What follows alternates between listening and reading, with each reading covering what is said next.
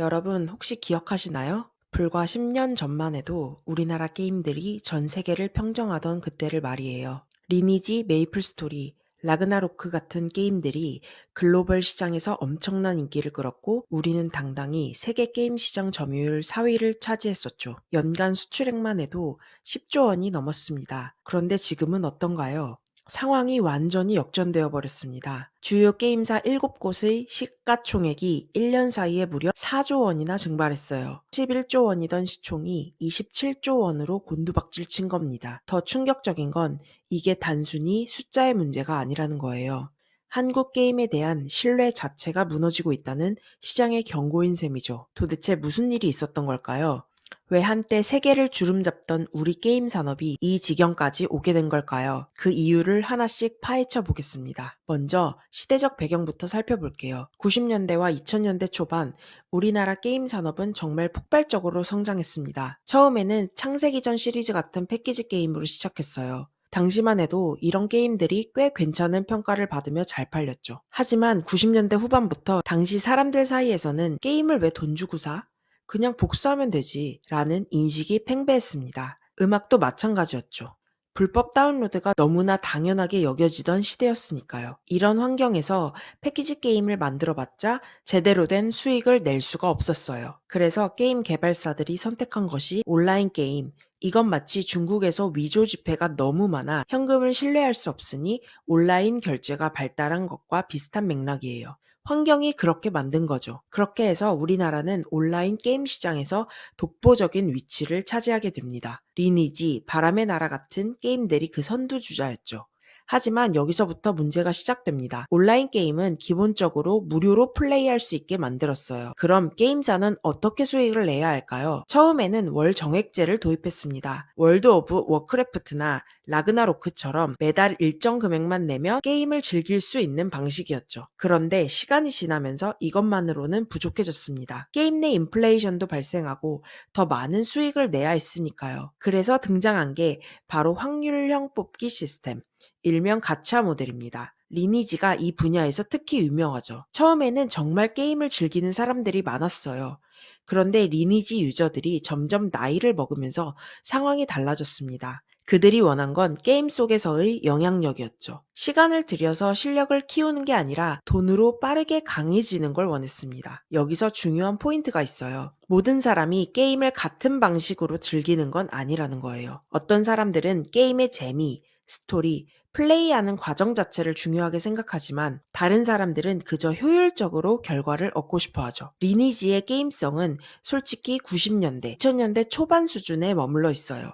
그럼에도 사람들이 계속 돈을 쓰는 이유는 바로 이겁니다. 일반적인 게임들은 플레이어가 시간을 투자하고 게임에 익숙해지면서 점점 더 잘하게 되는 구조로 설계되어 있어요.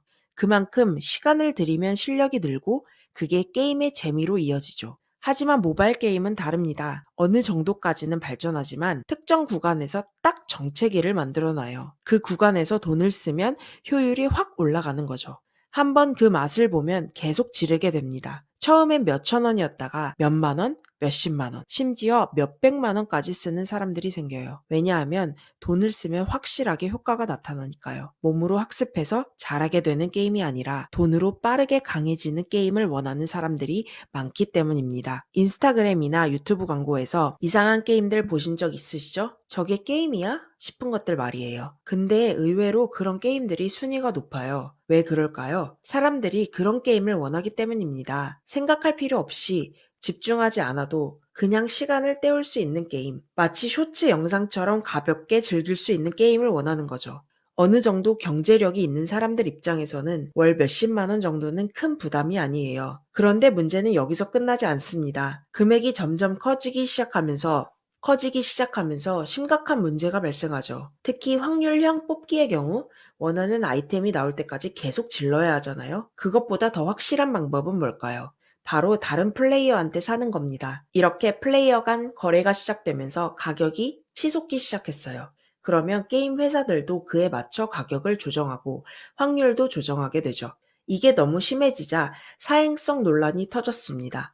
이게 도박이랑 뭐가 달라? 라는 비판이 쏟아졌죠. 극히 낮은 확률로 나오는 아이템들, 그 아이템이 있어야만 갈 수 있는 지역, 할 수 있는 사냥. 게임을 편하게 하기 위해 비싼 아이템을 사는 거예요. 수요는 높은데 공급은 적으니 가격은 천정부지로 치솟고, 그런 식으로 돈을 쓰는 사람들이 계속 등장하면서 문제가 심각해진 겁니다. 게임 개발사 입장에서는 어떻게 생각했을까요? 리니지 방식의 게임을 만들면 훨씬 잘 벌리는데 왜 굳이 게이머들이 좋아할 만한 게임을 만들어야 해? 라고 생각한 거죠. 확률형 뽑기, 사행성 요소가 있는 게임들만 양산하기 시작했어요. 그런데 그 와중에 전 세계 게임 시장에서는 어떤 일이 벌어지고 있었을까요? 게임성에 집중하는 게임들이 강세를 보이기 시작했습니다. 일본은 닌텐도를 비롯해 게임성에 집중하면서 강력한 IP를 만들어냈어요.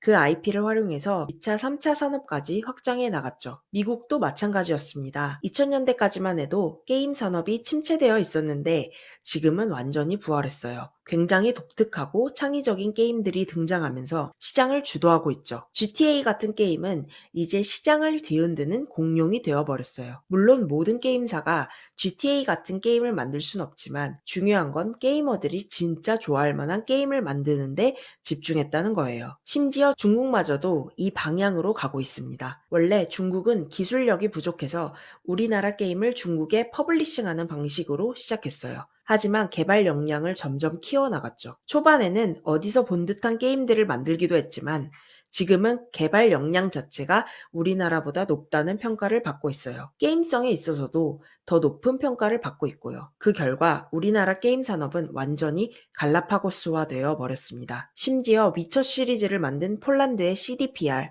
사이버펑크 2077을 만든 그 회사가 우리나라 게임사들보다 더 높은 평가와 위상을 차지하고 있어요. 이게 우리나라 게임 산업의 현주소를 잘 보여주는 상황이죠. 게임 시장의 규모는 여전히 크지만 게임을 개발할 역량이나 방향성은 시대에 뒤처진 겁니다. 많은 사람들이 NC소프트를 비판하는 이유도 바로 이거예요. 분명 잠재력이 높은 게임들이 많이 있었어요. 하지만 리니지만큼 돈이 안 된다는 이유로 전부 사장시켜 버렸거든요. 그러다 보니 지금은 NC에서 게임을 출시해도 사람들이 의심의 눈초리로 봐요. 그동안 계속 그래왔으니까요. 꽤 괜찮은 게임을 만들어서 사람들이 관심을 가지고 지켜봤지만 리니지만큼 수익이 안 나온다는 이유로 결국 리니지 방식의 모델을 도입해서 게이머들을 다 떠나가게 만들었죠. 그나마 넥슨은 많은 개편을 이루면서 이용자들의 마음을 잡기 위해 노력했어요. 독립게임 제작사를 지원하게 되었고 그 덕분에 재밌는 게임들이 많이 나오게 됐습니다. 메이플 스토리도 예전에 비해 확실히 개선되어서 평가가 많이 올라갔죠. 데이브 더 다이버 같은 경우는 스팀에서 인기리에 팔리기도 했고요. 확실히 이런 비판들이 있다 보니 조금씩 변화가 발생하는 움직임들이 보이고 있어요. 스텔라 블레이드도 그런 점에서 굉장히 의미 있는 게임이에요. 이전 같았으면 패키지 게임은 국내에서 큰 시장이 아니기 때문에 별로 인기가 없었을 거예요. 돈이 안 되니까요. 그럼에도 불구하고 양질의 패키지 게임이 나올 수 있었다는 것 자체가 뒤늦게나마 변화를 시도하고 있다는 증거죠. 피해 거짓말, 게이머들은 보통 피거짓이라고 부르는데 이런 양질의 게임들이 나오기 시작했다는 것은 고무적인 일입니다. 게이머들이 진짜 좋아하는, 게임을 사랑하는 사람들이 만든 게임들이요. 실제로 성공한 게임들을 보면 공통점이 있어요. CDPR, 락스타 게임즈, 라리안, 샌드스톰 이런 개발사들의 공통점이 뭔지 아세요? 개발에 참여하는 인력들이 게임을 진심으로 좋아한다는 거예요. 게임에 관심이 많고 게임을 사랑하는 사람들이 만든 거죠. 반대로 소비자들이 외면한 게임들을 보면 개발에 참여했던 사람들이 게임에 별 관심이 없는 모습을 많이 보였어요. 실제로 유비소프트 같은 제작사에서 논란이 됐던 게 개발자들이 게임을 별로 좋아하지 않고 잘 안 하는 모습을 보여줬거든요. 그리고 실제로 게임의 퀄리티가 엉망이었고요. 우리나라 게임 제작사들도 한때 이게 논란이 됐었죠. 게임 개발사 직원들이 플레이어들을 제대로 된 소비자로 보지 않는다는 인식, 게임을 하찮은 것으로 본다는 인식, 그저 돈만 되면 된다는 인식, 결국 그렇게 만들어진 게임들은 게이머들의 외면을 받을 수밖에 없었죠. 물론 가차라는 것, 확률형 뽑기라는 것이 수익성을 위해서는 어쩔 수 없는 부분도 있어요.